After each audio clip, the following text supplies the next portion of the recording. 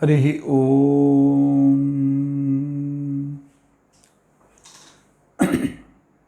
ನಾರಾಯಣಾಯ ಪರಿಪೂರ್ಣಗುಣಾರ್ಣವಾಯ ವಿಶ್ವೋದಯ ಸ್ಥಿತಿಲಯೋನ್ನಿಯತಿಪ್ರದಾಯ ಜ್ಞಾನಪ್ರದಾಯ ವಿಬುಧಾಸುರಸೌಖ್ಯದುಃಖ ಸತ್ಕಾರಣಾಯ ವಿತತಾಯ ನಮೋ ನಮಸ್ತೆ. ಅಭ್ರಮಂ ಭಂಗರಹಿತಂ ಅಜಡಂ ವಿಮಲಂ ಸದಾ ಆನಂದತೀರ್ಥಮತುಲಂ ಭಜೆ ತಾಪತ್ರಯಾಪಹಂ. ಭವತಿ ಯದನುಭಾವಾದೇಡಮೂಕೋಪಿ ವಾಗ್ಮಿ ಜಡಮತಿರಪಿ ಜಂತುರ್ಜಾಯತೆ ಪ್ರಾಜ್ಞಮೌಲಿಃ. ಸಕಲವಚನಚೇತೋ ದೇವತಾ ಭಾರತೀ ಸಾ ಮಮ ವಚಸಿ ನಿಧತ್ತಾಂ ಸನ್ನಿಧಿಂ ಮಾನಸೇ ಚ. ಅಸ್ಮದ್ಗುರುಸಮಾರಂಭಾಂ ಟೀಕಾಕೃತ್ಪಾದಮಧ್ಯಗಾಂ ಶ್ರೀಮದಾಚಾರ್ಯಪರ್ಯಂತಾಂ ವಂದೇ ಗುರುಪರಂಪರಾಂ. ಶ್ರೀ ಸತ್ಯಾತ್ಮಗುರುಭ್ಯೋ ನಮಃ. ಹರಿ ಓಂ, ಹರಿ ಓಂ, ಹರಿ ಓಂ. ಮಹಾಸ್ವಾಮಿಗಳ ಆಜ್ಞೆ ಪ್ರಕಾರ ಇದೊಂದು ಕಿಂಚಿತ್ ಜ್ಞಾನಾತ್ಮಕ ಸೇವೆಯನ್ನು, ಪ್ರವಚನಾತ್ಮಕ ಸೇವೆಯನ್ನು ಮಾಡಬೇಕು ಅಂಥೇಳಿ ಸಂಸ್ಕಾರಗಳ ಬಗ್ಗೆ, ಷೋಡಶ ಸಂಸ್ಕಾರಗಳ ಬಗ್ಗೆ 2, 3 ಅಥವಾ 4 ವಿಭಾಗಗಳಲ್ಲಿ ಯಥಾಮತಿಯಾಗಿ ನಾವು ತಿಳಿದುಕೊಳ್ಳಲಿಕ್ಕೆ ಪ್ರಯತ್ನಿಸೋಣ. ಸಂಸ್ಕಾರ ಅಂದರೆ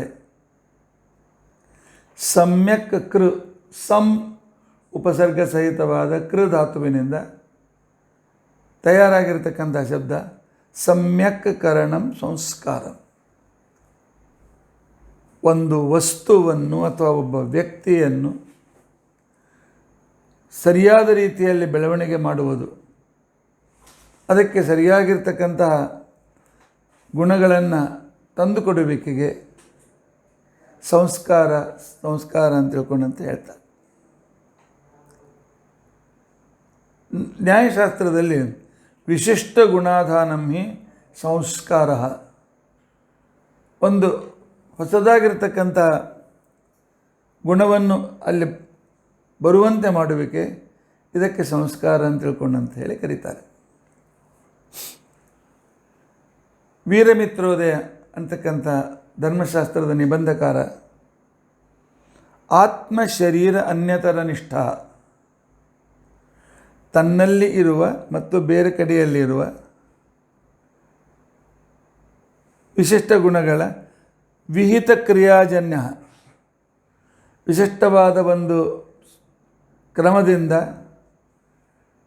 ಬರತಕ್ಕಂಥ ಅತಿಶಯ ವಿಶೇಷ, ಏನಾದರೂ ಒಂದು ಹೆಚ್ಚಿನ ವೈಶಿಷ್ಟ್ಯ ಬರುವಿಕೆ, ಇದಕ್ಕೆ ಸಂಸ್ಕಾರ ಅಂತ ತಿಳ್ಕೊಂತೇಳಿ ಕರೀತಾರೆ.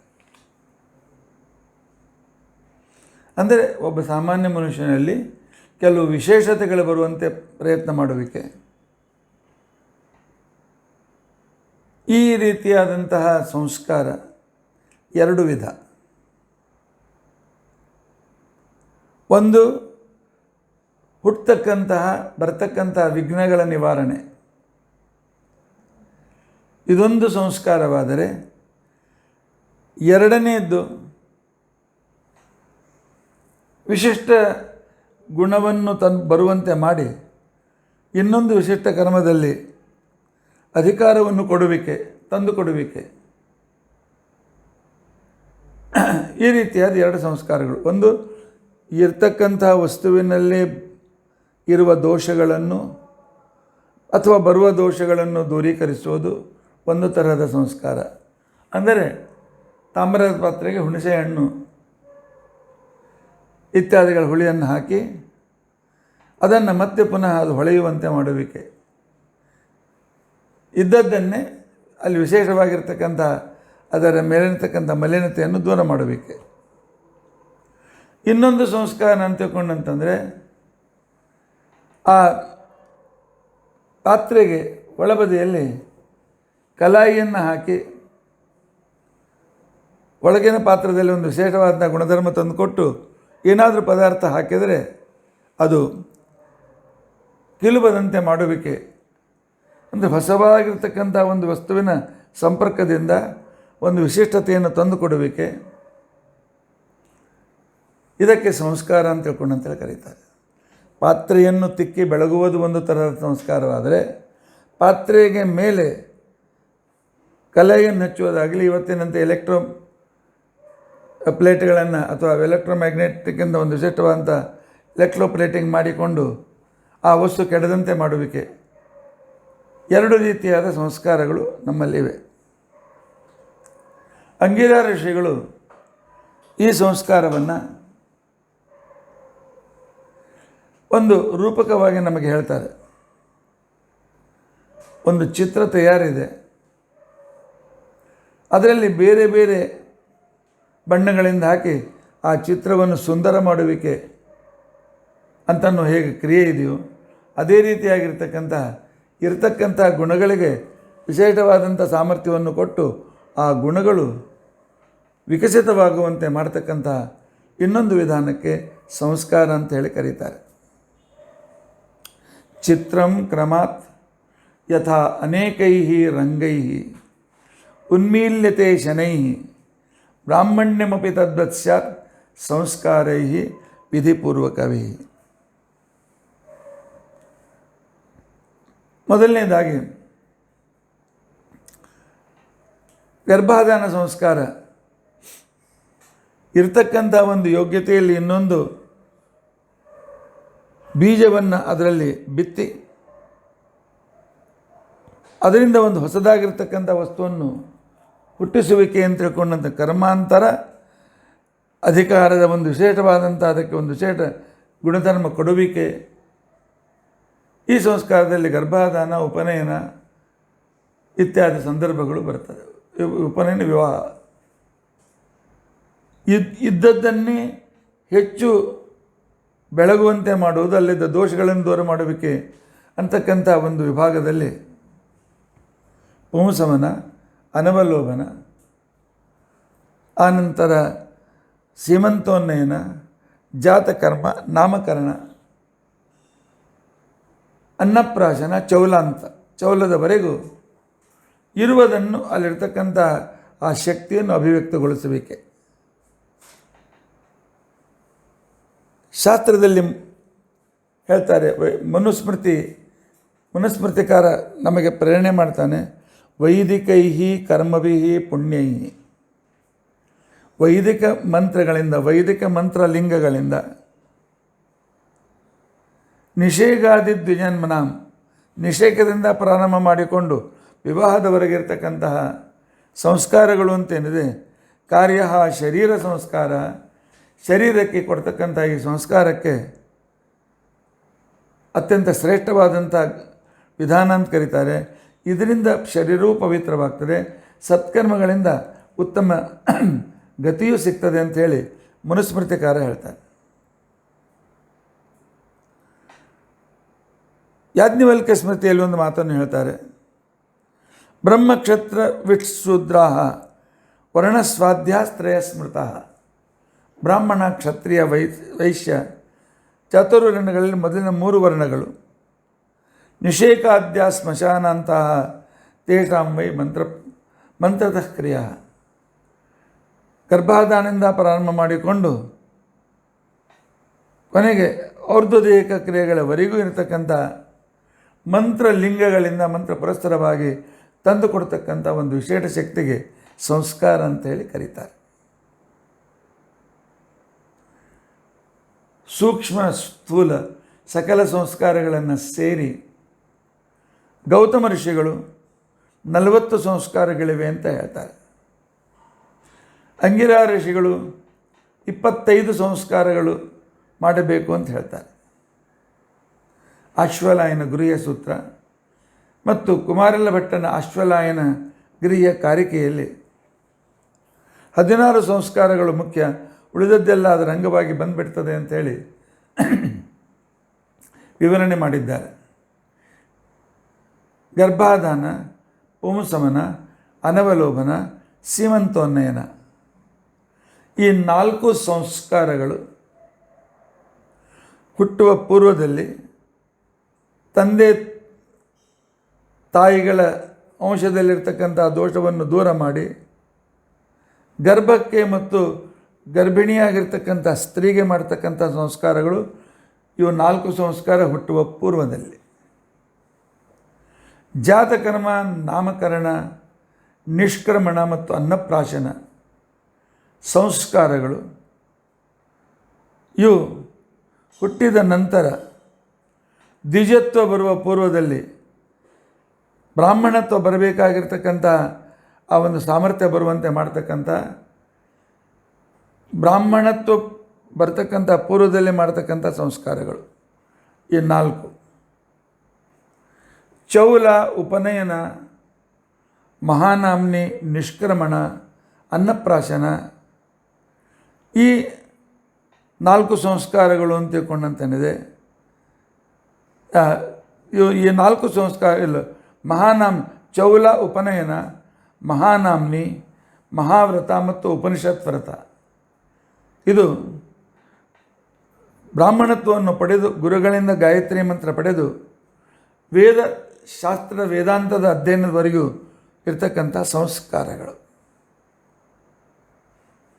ಆನಂತರ ಗೋದಾನ, ಸಮಾವರ್ತನ, ವಿವಾಹ ಸಂಸ್ಕಾರ. ಈ 3 ಸಂಸ್ಕಾರಗಳು ವಿವಾಹಕ್ಕೆ ಸಂಬಂಧಿಸಿ ಗೃಹಸ್ಥಾಶ್ರಮದ ಅಧಿಕಾರದ ಪ್ರಾಪ್ತಿಗೋಸ್ಕರ ಇರ್ತಕ್ಕಂಥ ಸಂಸ್ಕಾರಗಳು. ಇಷ್ಟು ಸಂಸ್ಕಾರಗಳು ಯಾವ ವ್ಯಕ್ತಿಗೆ ಇರ್ತದೆ ಅವನು ವಿಪ್ರ ಅಂತ ತಿಳ್ಕೊಂಡಂತೇಳಿ ಅನಿಸ್ಕೊಳ್ತಾನೆ. ಇವು 3 ಸರಿಯಾಗಿತ್ತು ಅಂತಂದರೆ, 16 ಸಂಸ್ಕಾರಗಳು ಸರಿಯಾಗಿದ್ದರೆ ಅವನಿಗೆ ಶಾಸ್ತ್ರಕಾರರು ಶ್ರೋತ್ರಿಯ ಅಂತ ಕರೆದಿದ್ದಾರೆ. ಅಂದರೆ ಪಾಠ ಪ್ರವಚನ ಮಾಡಲಿಕ್ಕೆ ಮತ್ತು ಜನರಿಗೆ ಮಂತ್ರೋಪದೇಶ ಮಾಡಲಿಕ್ಕೆ ಅವನಿಗೆ ಅಧಿಕಾರ ಬರ್ತದೆ. ಅದಕ್ಕೋಸ್ಕರ ಶಾಸ್ತ್ರದಲ್ಲಿ ಹೇಳ್ತಾರೆ, ಜನ್ಮನ ಬ್ರಾಹ್ಮಣೋಜ್ಞೇಯ, ಬ್ರಾಹ್ಮಣರ ಮನೆಯಲ್ಲಿ ಹುಟ್ಟಿರ್ತಾನೆ, ಆದ್ದರಿಂದಾಗಿ ಬ್ರಾಹ್ಮಣ ಕೂಸು, ಬ್ರಾಹ್ಮಣ ಹುಡುಗ ಅಂತ ಕರೀತಾರೆ. ಯಾವಾಗ ಅವನಿಗೆ ಉಪನಯನ ಸಂಸ್ಕಾರವಾಗ್ತದೆ ಆಗ ಅವನು ದ್ವಿಜ ಅಂತ ಅನಿಸ್ಕೊಳ್ತಾನೆ. ಯಾವಾಗ ಅವನು ಗುರುಕುಲಕ್ಕೆ ಹೋಗಿ ಅಲ್ಲಿ ಮಹಾನಾಮ್ನಿ, ಮಹಾವ್ರತ, ಉಪನಿಷತ್ ವ್ರತ ಇತ್ಯಾದಿಗಳನ್ನೆಲ್ಲ ಮಾಡ್ತಾನೆ ಆಗ ಅವನು ವಿಪ್ರ ಅಂತ ತಿಳ್ಕೊಂಡಂತೇಳಿ ಅವನಿಗೆ ಹೆಸರು ಬರ್ತದೆ. ಇವು 3 ಥರದ ಸಂಸ್ಕಾರ ಸಹಿತನಾಗಿ ಗೃಹಸ್ಥಾಶ್ರಮವನ್ನು ಪರಿಪಾಲನೆ ಮಾಡಲಿಕ್ಕೆ ಗೃಹಸ್ಥಾಶ್ರಮವನ್ನು ಪ್ರವೇಶಿರ್ತಕ್ಕಂಥ ವ್ಯಕ್ತಿಗೆ ಶ್ರೋತ್ರಿಯ ಅಂತ ತಿಳ್ಕೊಂಡಂತೇಳಿ ಕರೀತಾರೆ. ಈಗ ನಾವು ಕ್ರಮವಾಗಿ ಈ ಸಂಸ್ಕಾರಗಳನ್ನು ನೋಡೋದಕ್ಕೋಸ್ಕರ ನಾವು ಪ್ರಯತ್ನಿಸೋಣ. ದುರ್ದೈವ, ನಮ್ಮಲ್ಲಿ ಉಪನಯನ ಮತ್ತು ವಿವಾಹ ಬಿಟ್ಟರೆ ಉಳಿದೆಲ್ಲ ಸಂಸ್ಕಾರಗಳು ಲುಪ್ತವಾಗಿವೆ. ಕಾಲಬಲವು, ಅಜ್ಞಾನವು, ಮುಖ್ಯವಾಗಿ ಅಜ್ಞಾನವೇ ಇದಕ್ಕೆ ಮುಖ್ಯವಾಗಿರ್ತಕ್ಕಂಥ ಕಾರಣ. ಯಾಕೆ ಕಾಲಬಲ ಆಗಿದ್ದರೆ ಎಲ್ಲರೂ ಬಿಡಬೇಕಾಗಿತ್ತು, ಹಾಗೇನಿಲ್ಲ. ಅನೇಕ ಒಳ್ಳೆಯ ಸಂಸ್ಕೃತವಾಗಿರ್ತಕ್ಕಂಥವರು ತಮ್ಮ ಮಕ್ಕಳಿಗೆ ಈ 16 ಸಂಸ್ಕಾರಗಳನ್ನು ಸರಿಯಾದ ಕ್ರಮದಲ್ಲಿ ಕೊಡಿಸ್ತಾ ಇದ್ದಾರೆ. ಮೊದಲನೇ ಸಂಸ್ಕಾರ ಅಂತ ತಿಳ್ಕೊಂಡಂತಂದರೆ ಗರ್ಭಾಧಾನ ಸಂಸ್ಕಾರ. ಮದುವೆ ಆದ ನಂತರ ಹೆಂಡತಿಯಲ್ಲಿರ್ತಕ್ಕಂಥ ಸಕಲ ದೋಷಗಳು ದೂರ ಆಗಿ ಅವಳಲ್ಲಿ ಇರ್ತಕ್ಕಂಥ ವೃಷಲಿತ್ವವನ್ನು ಅಂತಕ್ಕಂಥ ದೋಷವನ್ನು ದೂರ ಮಾಡಿ ಅವಳು ಪವಿತ್ರಳಾದ ಮೇಲೆ ತಾನೂ ಕೂಡ ವಿಶಿಷ್ಟವಾಗಿರ್ತಕ್ಕಂತಹ ಗಾಯತ್ರಿ ಜಪಾದಿ ಪ್ರಾಯಶ್ಚಿತ್ತಗಳನ್ನು ಮಾಡಿಕೊಂಡು ಉತ್ತಮ ಸಂತಾನವನ್ನು ಪಡೆಯುವುದಕ್ಕೆ ಇರ್ತಕ್ಕಂಥ ಒಂದು ಏನು ವಿಧಾನ ಅಂತಂತಾರೆ, ಇದಕ್ಕೆ ಗರ್ಭಾಧಾನ ಸಂಸ್ಕಾರ ಅಂತ ಹೇಳಿ ಕರೀತಾರೆ. ಇವೆಲ್ಲ ಏನು ನ್ಯಾಚುರಲ್ ಅಲ್ಲ. ಗರ್ಭಾಧಾನದ ಪೂರ್ವದಲ್ಲಿ ಸ್ತ್ರೀ ರಜಸ್ವಲೆಯಾಗಿ ದೂಷಿತಳಾಗಿರ್ತಾಳೆ. ರಜಸ್ವಲ ಆಗುವಿಕೆ ಅಂತಂದರೆ ಅವಳು ದೊಡ್ಡವಳಾಗಲಿಕ್ಕೆ, ಅಂದರೆ ಗರ್ಭಧಾರಣ ಮಾಡಲಿಕ್ಕೆ ಯೋಗ್ಯಳಾಗಿರ್ತಕ್ಕಂಥವಳು. ಅವಳಲ್ಲಿ ಪ್ರತಿ ತಿಂಗಳು ಒಂದು ವಿಶಿಷ್ಟವಾಗಿರ್ತಕ್ಕಂತಹ ಗರ್ಭ ಸಹಕಾರಿಯಾಗಿರ್ತಕ್ಕಂತಹ ಆಸ್ತ್ರವ ತಯಾರಾಗ್ತದೆ. ಅದು ಬೀಜವನ್ನು ಬೆಳೆಯೋದಕ್ಕೋಸ್ಕರ ಅತ್ಯಂತ ಯೋಗ್ಯವಾಗಿರ್ತದೆ. ಸ್ತ್ರೀಯ ಅಂಡಾಶಯದಲ್ಲಿ ತಯಾರಾಗ್ತಕ್ಕಂತಹ ನಾಭಿಯಲ್ಲಿ ಸಂದರ್ಭದಲ್ಲಿ ನಾಭಿಯ ಪೂರ್ವದ ಬದಿಯಲ್ಲಿ ಆಗ್ತಕ್ಕಂತಹ ಒಂದು ವಿಶಿಷ್ಟವಾಗಿರ್ತಕ್ಕಂತಹ ಋತು ಆಗುವಿಕೆ ಅಥವಾ ರಜಸ್ಸನ್ನು ಪಡೆಯುವಿಕೆ ಅಂತ ಅನ್ನೋದಕ್ಕೆ ಕರೆಯುತ್ತಾರೆ. ಅದು ಒಂದು ದೊಡ್ಡ ಸಂಸ್ಕಾರ. ಈಗಿನೆಲ್ಲ ನ್ಯಾಚುರಲ್ ಅಂತ ಕರೆದುಬಿಡ್ತಾರೆ, ಹಾಗೆಲ್ಲ. ಅವಳು ಯಾವ ಮಾಸದಲ್ಲಿ, ಯಾವ ತಿಥಿಯಲ್ಲಿ,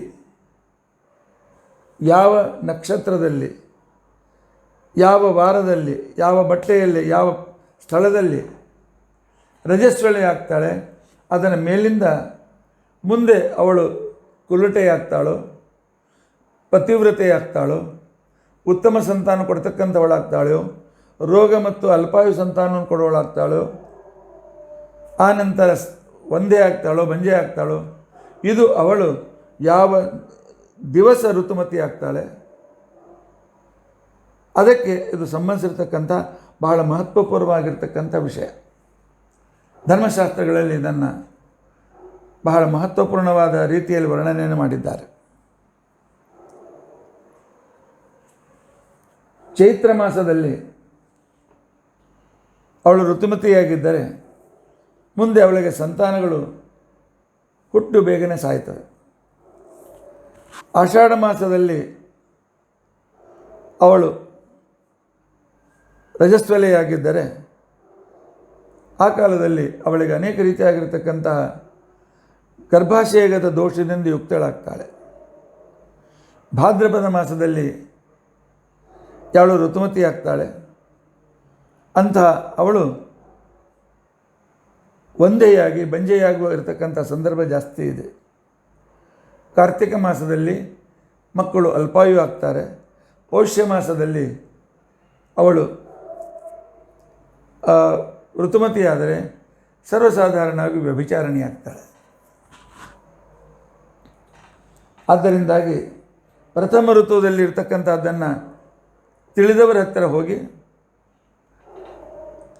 ಯಾವ ದೋಷಯುಕ್ತಳಾಗಿ ಹುಟ್ಟಿದ್ದಾಳೆ, ಇವಳಿಗೆ ಋತುಮತಿಯಾಗಿದ್ದಾಳೆ, ಆ ದೋಷದ ನಿವಾರಣೆ ಮಾಡೋದಕ್ಕೋಸ್ಕರವೇ ತಂದೆ ತಾಯಿ ಮನೆಯಲ್ಲಿ, ಮೊದಲು ತಂದೆ ತಾಯಿ ಮನೆಯಲ್ಲಿ ಅವಳು ರಜಸ್ವಲೆ ಆಗ್ತಿರಲಿಲ್ಲ. ಅವಳು ರಜಸ್ವಲೆ ಆಗುವ ಪೂರ್ವದಲ್ಲೇ ವಿವಾಹವನ್ನು ಮಾಡ್ತಾಯಿದ್ದರು. ಆಗ ಪತಿ ತಾನು ಹಿಡಿದಿರ್ತಕ್ಕಂಥ ಪತ್ನಿ ಯಾವ ದಿವಸ ಪ್ರಥಮ ರಜೋದರ್ಶನವಾಗ್ತಾರೆ ಅದನ್ನು ನೋಡಿಕೊಂಡು ಆ ದೋಷ ನಿವಾರಣೆಗೋಸ್ಕರ ಶಾಸ್ತ್ರದಲ್ಲಿ ಭುವನೇಶ್ವರಿ ಶಾಂತಿ ಅಂತ ತಿಳ್ಕೊಂಡಂತಕ್ಕಂಥ ಒಂದು ಕ್ರಮವನ್ನು ಮಾಡಿ ಅವಳನ್ನು ಆ ದೋಷದಿಂದ ದೂರ ಮಾಡ್ತಾ ಇರ್ತಕ್ಕಂಥ ಒಂದು ಕ್ರಮ. ಆದರೆ ಈಗೆಲ್ಲರೂ ಕೂಡ ಪ್ರೌಢ ವಿವಾಹ ಹೆಚ್ಚಾಗಿದ್ದರಿಂದಾಗಿ ಮನೆಯಲ್ಲಿ ಅವಳು ರಜಸ್ವಲೆಯಾದಾಗ ಆ ಯೋಗ್ಯರನ್ನು ಕೇಳಿ ತಿಳಿದು ಶ್ರೀಶಾಂತಿ, ಅದು ಭುವನೇಶ್ವರಿ ಶಾಂತಿಯದೇ ಇನ್ನೊಂದು ರೂಪ, ಹೆಸರು ಬೇರೆ ಅಷ್ಟೇ, ವಿಧಾನಗಳೆಲ್ಲ ಸಮಾನವಾಗಿವೆ. ಅದಕ್ಕೆ ಮಾಡ್ತಕ್ಕಂಥದ್ದು ಗರ್ಭಾಧಾನ ಪೂರ್ವದಲ್ಲಿರ್ತಕ್ಕಂಥ ಸ್ತ್ರೀ ಸಂಸ್ಕಾರ, ಇದು ಬಹಳ ಮಹತ್ವಪೂರ್ಣವಾಗಿರ್ತಕ್ಕಂಥದ್ದು.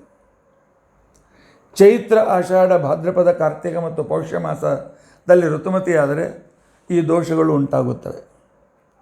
ಅದೇ ರೀತಿಯಾಗಿ ಪ್ರತಿಪದ, ರಿಕ್ತಾತಿಥಿ, ಅಷ್ಟಮಿ, ಷಷ್ಠಿ, ದ್ವಾದಶಿ, ಅಮಾವಾಸ್ಯ ಈ ತಿಥಿಗಳಲ್ಲಿ ಋತುಮತಿಯಾದರೂ ಕೂಡ ಅವಳಿಗೆ ದೋಷ ಬರ್ತದೆ.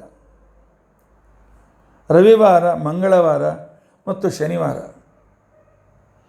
ಈ 3 ವಾರದಲ್ಲಿ ಋತುಮತಿಯಾಗಿದ್ದರೆ ಅನೇಕ ವ್ಯಾಧಿಯಿಂದ ಯುಕ್ತಳಾಗಿ, ಬಹುರೋಗದಿಂದ ಯುಕ್ತಳಾಗಿ, ಸಂತಾನ ಅತ್ಯಂತ ರೋಗಪೂರ್ಣ ಸಂತಾನಗಳನ್ನು ಕೊಡ್ತಕ್ಕಂಥವಳಾಗ್ತಾಳೆ ಇತ್ಯಾದಿ ದೋಷಗಳನ್ನು ಶಾಸ್ತ್ರದಲ್ಲಿ ಹೇಳಿದ್ದಾರೆ. ಅಷ್ಟೆಲ್ಲ ವಿವರಣೆ ಮಾಡಲಿಕ್ಕೆ ನನಗೆ ಸಮಯ ಇಲ್ಲ. ಅದೇ ರೀತಿಯಾಗಿ ಭರಣಿ, ಕೃತ್ತಿಕ, ಆರ್ದ್ರ, ಆಶ್ಲೇಷ, ಮಘ, ಪೂರ್ವ ಫಲ್ಗುನಿ, ಪೂರ್ವಾಷಾಢ, ಪೂರ್ವಭಾದ್ರಪದ, ವಿಶಾಖ ಮತ್ತು ಜ್ಯೇಷ್ಠ ಈ ನಕ್ಷತ್ರಗಳು ಯೋಗ್ಯವಾಗಿರ್ತಕ್ಕಂಥ ನಕ್ಷತ್ರಗಳೆಲ್ಲ.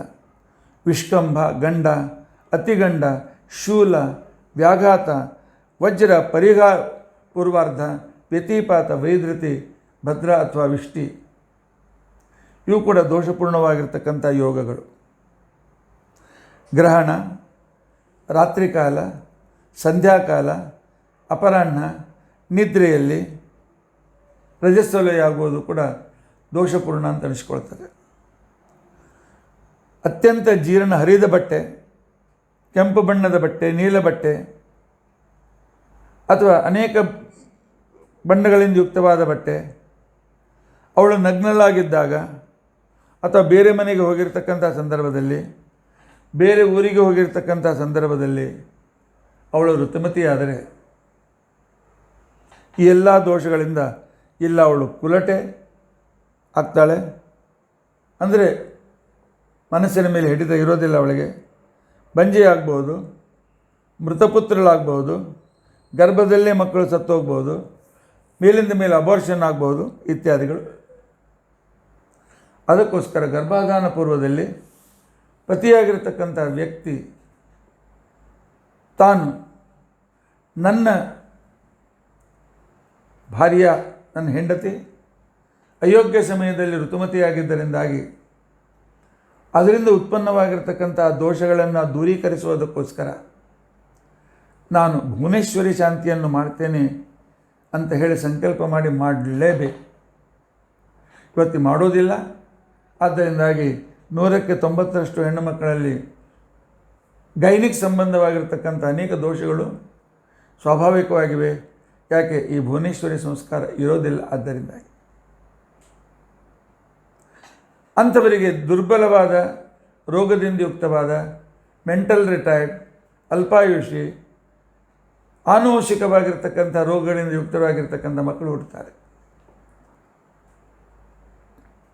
ಅದಾದ ನಂತರ ಅವನು ಗರ್ಭಾಧಾನ ಹೋಮವನ್ನು ಮಾಡಬೇಕು. ಗರ್ಭಾಧಾನ ಹೋಮ ಮಾಡೋದೊಂದು ಅರ್ಥವೇನು? ಹೊಲವನ್ನು ಶುದ್ಧಗೊಳಿಸಿ ಅದರಲ್ಲಿ ಬೀಜವನ್ನು ಬಿತ್ತಬೇಕೆ.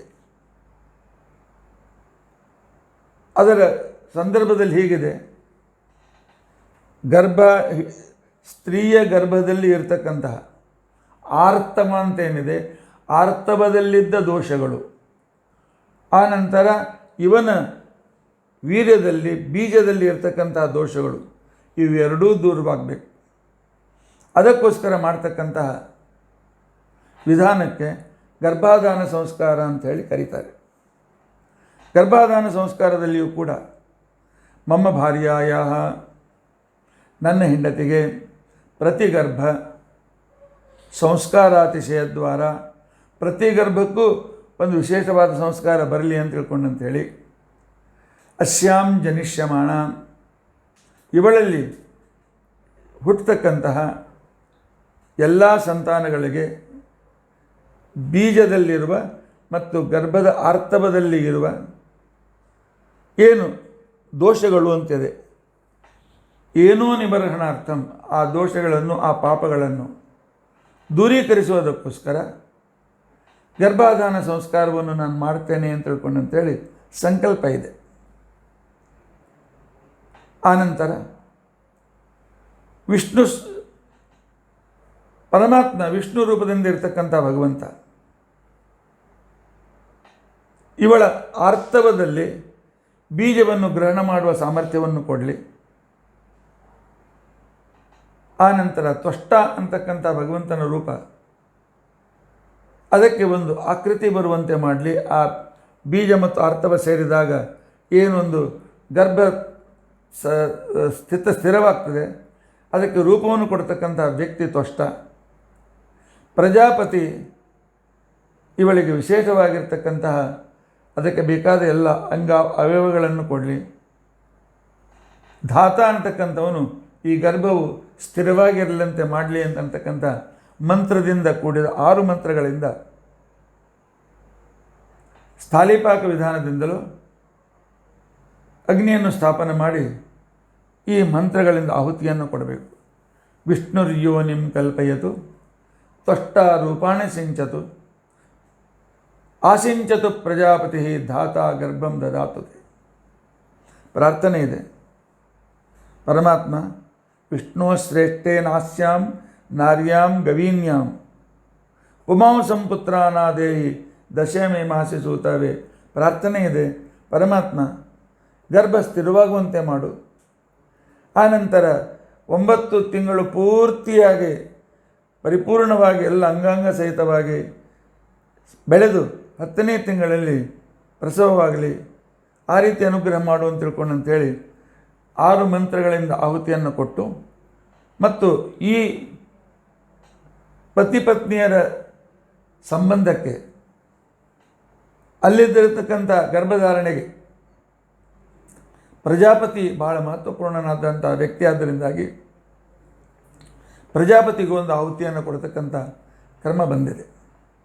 ಪ್ರಜಾಪತಿ ನತ್ವದೇತಾನ್ಯನ್ಯೋ ವಿಶ್ವಾಜಾತಾನಿ ಪರಿತಾ ಬಭುವ ಯತ್ಕಾಮಾಸ್ತೆ ಜುಹುಮಃ ತನ್ನೋ ಅಸ್ತು ವಯಂ ಸ್ಯಾಮ ಪತಯೋರ ಈಣಾಂ.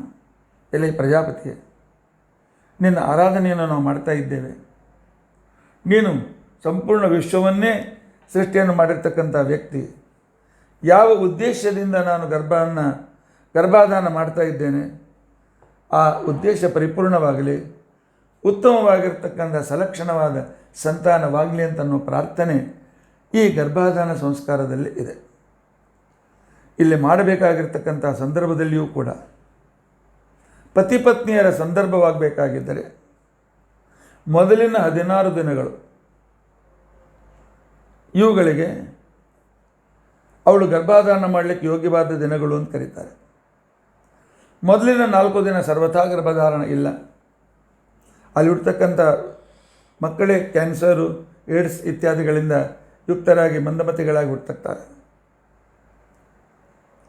ಯೋಗ್ಯವಾಗಿರ್ತಕ್ಕಂಥ ರೀತಿಯಲ್ಲಿ ಶಾಸ್ತ್ರದ ಪ್ರಕಾರ 6 ರಿಂದ 16ನೇ ರಾತ್ರಿಯವರೆಗೂ ಗರ್ಭಧಾನವನ್ನು ಮಾಡಬೇಕು. ಮನುಸ್ಮೃತಿ ಹೇಳ್ತಾನೆ, ಯುಗ್ಮಾಸು ಪುತ್ರ ಜಾಯಂತೆ. ಸಮದಿನಗಳಲ್ಲಿ 6, 8, 10, 12, 14, 16 ದಿನಗಳಲ್ಲಿ ಗರ್ಭಧಾರಣೆಯಾದರೆ ಪುರುಟ ಸಂತಾನ ಆಗ್ತಕ್ಕಂತಹ ಸಂಭವ ಹೆಚ್ಚು. ಆನಂತರ 5, 7, 9, 11, 13, 15ನೇ ದಿನಗಳಲ್ಲಿ ಗರ್ಭಧಾರಣೆ ಆದರೆ ಆಗ ಹೆಣ್ಣು ಮಕ್ಕಳು ಹುಟ್ಟುವ ಸಂದರ್ಭ ಬಹಳ ಹೆಚ್ಚಿದೆ. ವ್ಯಾಸಸ್ಮೃತಿ ಹೇಳ್ತದೆ 10, 12, 14, 16 ಈ 4 ರಾತ್ರಿಗಳಲ್ಲಿ ಗರ್ಭವನ್ನು ಪ್ರವೇಶಿಸುವ ಜೀವ ಅತಿ ಉತ್ತಮವಾಗಿರ್ತಕ್ಕಂಥ ಸಂತಾನವಾಗಿರ್ತದೆ, ಸಶಕ್ತವಾಗಿರ್ತದೆ, ದೀರ್ಘ ಆರೋಗ್ಯಯುಕ್ತವಾಗಿರ್ತದೆ, ವಿದ್ಯಾವಂತವಾಗಿರ್ತದೆ ಅಂತ ತಿಳ್ಕೊಂಡು ಅಂತ ಹೇಳ್ತಾರೆ. ನಾವು ಯಾವಾಗ ಬೇಕಾದಾಗ ದೇಹ ಸಂಬಂಧ ಮಾಡ್ತೇವೆ, ಇದು ಪಶುಧರ್ಮ. ಇಲ್ಲಿ ಹೇಳಿದ ರೀತಿಯಲ್ಲಿ ಮಾಡ್ತಕ್ಕಂಥ ಕ್ರಮದಲ್ಲಿ ಗರ್ಭಧಾರಣೆಯನ್ನು ಮಾಡಿದರೆ ಉತ್ತಮವಾಗಿರ್ತಕ್ಕಂಥ ಸಂತಾನವಾಗ್ತದೆ. ಆದ್ದರಿಂದಾಗಿ ಇಂಥ ಒಂದು ಅದ್ಭುತವಾದಂಥ ಸಂಕಲ್ಪನೆಯನ್ನು ಇಟ್ಟುಕೊಂಡು ನಮ್ಮ ಶಾಸ್ತ್ರಕಾರರು ಈ ಸಂಸ್ಕಾರವನ್ನು ಹೇಳಿದ್ದಾರೆ. ಪ್ರಥಮ ಗರ್ಭಧಾರಣೆ ವೇಳೆಗೆ ಭುವನೇಶ್ವರಿ ಶಾಂತಿ ಅನಿವಾರ್ಯ.